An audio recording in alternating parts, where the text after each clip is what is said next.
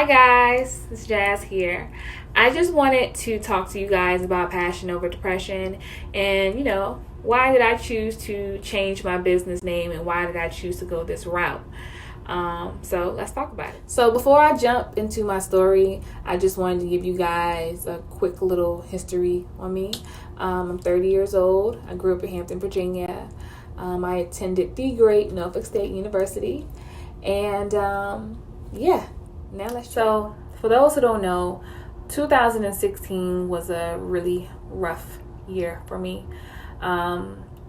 April 29th, 2016 was the day I got my biopsy results back from a rare growth that I had on the side of my left armpit area.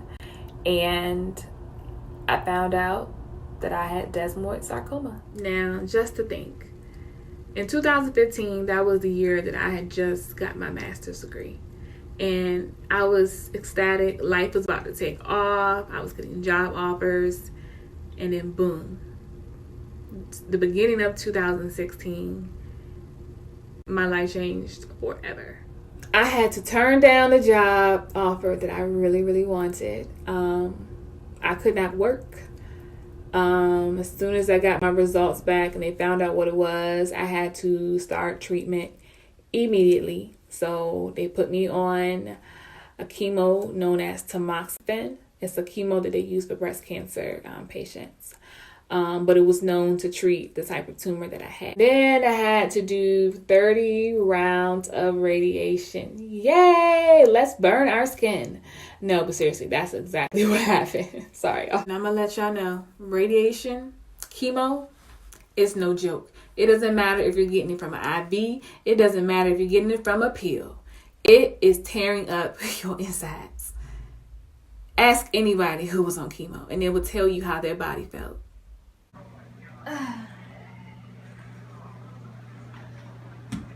Hi everybody, this is kind of how I walk right now, but it's only temporary. I'm trying to figure out how to get the hang of this cane here, but I'll be alright.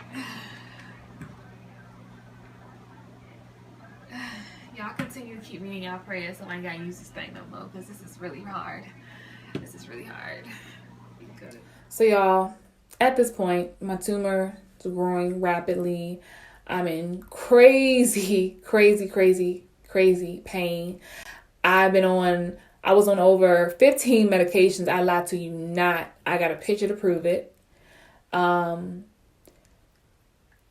my body was going through so many changes. Mentally, I was going through so many changes. And this was something that I haven't disclosed to anyone, but I'm just going to let y'all know because this is a part of the reason why I suffer from what I suffer from. But during that time period when I got sick, I found that I was pregnant. And at this point, I think I was about 2 months. And the doctors already told me what the risks were because I was already on chemo and a lot of medication. So they were already trying to prepare me for this not to be a successful pregnancy. So I'm praying because I really thought that I could have a successful pregnancy. But I ended up having a miscarriage, and that broke my family. Within a couple of months time span was I diagnosed with a rare cancer. I had a miscarriage. I was 26 years old. And I was breaking down. To think about it, y'all. Just imagine just getting your degree. You work so hard for it, internship hours. You worked hard for that degree, okay? And then you land a job. Ooh, and it's going to pay you pretty good for it to be your first year after, getting your master's, Cancer. Okay. Miscarriage. It's just like, dang, like what else? Come on, like what else at that point, I just felt like giving up. And I'm not even going to lie. I'm not going to lie at all. I mean, I just couldn't believe that I could experience so much pain like that. And I was just so mad at God at the time because I didn't understand why I had to go through two hardships like that. Two major traumas back to back. Sorry, I had to put my hair up. It was just getting... But yeah, I just couldn't understand why I had to have two traumas like that back to back. Now, some can say, oh, you were being careless. You knew you were sick and you weren't using the proper protection. But at that moment, come on, guys, we know sometimes we're not thinking. We're just not thinking. So with that miscarriage, I blamed myself a lot. One, I wasn't being careful. And that's just the big thing. Like, I wasn't being careful and it wasn't something planned. And I don't know. I just beat myself up so bad about that. And I don't do it as much as I used to, but there are times, especially when the time of the miscarriage, when that time of year comes around, I do, kind of, dwell a little bit, y'all. But with prayer, having my prayer warriors in my corner, keeping my head in the word, like, that's what helped me to this point. Now, I'm not going to say I still don't battle, but it has definitely helped a whole lot. But to get back on track, while I was sick, I lost control of the movements of my legs. Like, y'all, please, when they put you on a prescription or they suggest you to take a certain medication, do your research, because a lot of the medications that I was taking started to affect my limbs, started to affect my movements, started to affect my muscles. Like, I'm serious. Like, Shawty girl had a cane in the right hand and a sling on the left arm. I was looking beat down. But I ain't gonna lie, I always made sure I was cute and a little done up, because one thing about it is I never wanted to look how I felt. And that's on my mama. I always tried to be cute, y'all. I tried to even go out sometimes. Yep, sure did. Well, nothing gonna stop me. But after a while, when I got sick, everything changed. Friendships changed. A lot of stuff changed. And all I know is I felt myself like I was in a hole, like a black hole by myself. Like, I was going through so many mixed emotions of just a whole lot of stuff, guys. And just to have, your health issues being a part of your stress, but then you have some financial issues that's a part of your stress. And then you have some, the parts with your friendships and your family members that becomes stressful. I just want to be clear. These are situations that made me fall into a state of depression. Everybody has their own story, and you can't say, oh, well, that was minor. No, you never know how somebody's going to take something. You never know how somebody's going to perceive something. Like, you just don't know. On top of my diagnosis with the desmoid tumor, I got diagnosed with depression. Got diagnosed with anxiety.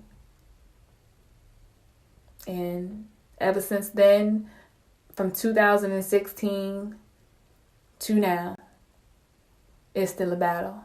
But the good thing about it is one of those diagnoses is in remission, because as of February 24th, 2019, your girl went into remission. And, some people question me and say, well, you're in remission. You're cancer free. Your tumor is not active. Why do you still feel depressed? Well, I'm going to talk for anyone out there who has had an illness and you had to battle the illness for years. Even when that illness is in remission or when it's gone, you still have effects from that. you're not going to forget. For those who have cancer, you're always going to have that what if it comes back question in the back of your mind. You're always, searching your body, making sure you don't have certain lumps. Like, it just never goes away. Like, it just doesn't. And, I know as a Christian, we're not supposed to worry, but yes, I am human, y'all. And this is something that I'm struggling with, and I'm not afraid to tell y'all I'm struggling with it. But there are days when I'm in pain, and I still have pain at that. For those who don't know, I just had surgery. I had surgery May 2019 on my shoulder to break up some of the inflammation that was in my joints, scar tissue, trying to clean out some of that tumor area. But the thing about it is they can't remove the tumor because of where it's at. So I still have limited mobility and limited range of motion in my left arm. But I had that surgery. So now, a new year. I'm thinking things are about to clear up. My health is doing okay, all right. Boom, you got a hole in your heart. I found out that I, Jay Nicole, have a hole in my heart on my 30th birthday. Yes, my 30th birthday. At this point, I'm like, Lord, I don't know what you're trying to tell me.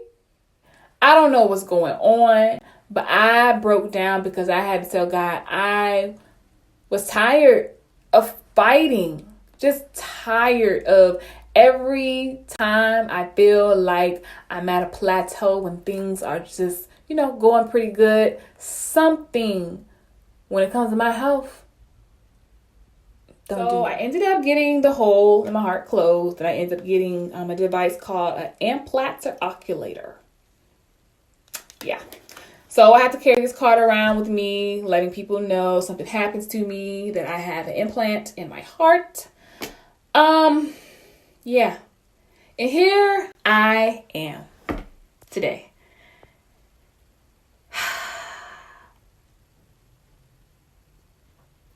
And I even missed a lot of major detail, but overall, you can see why I suffer from depression.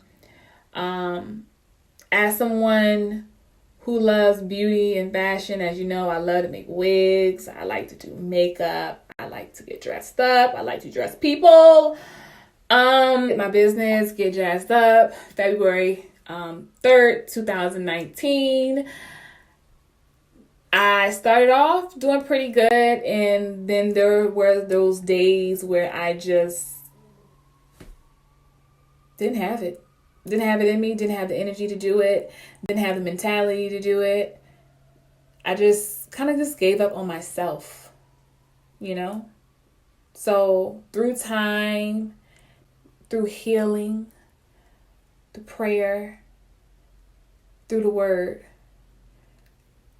I can say that I choose my passion over my depression, y'all. Like, I'm not going to sit here and let it take over me and take over my dreams and the things that I really want to do and things that I really enjoy doing. Like, I refuse. No. Passion over depression is to motivate individuals to overcome depression through the pursuit of their passion. So, as I go on this journey, I hope that my story motivates others that are battling depression to pursue their passion. And if you are someone who is a business owner, or you're someone that is currently pursuing their passion, such as dance, music, art, or anything, your passion can be whatever your heart desires. I would love to hear it, especially if you're someone who battled depression. It's really big that we get out there and we speak to others and we be a voice. You never know how we can change somebody's life. You never know how we can save somebody's life. So let's do it.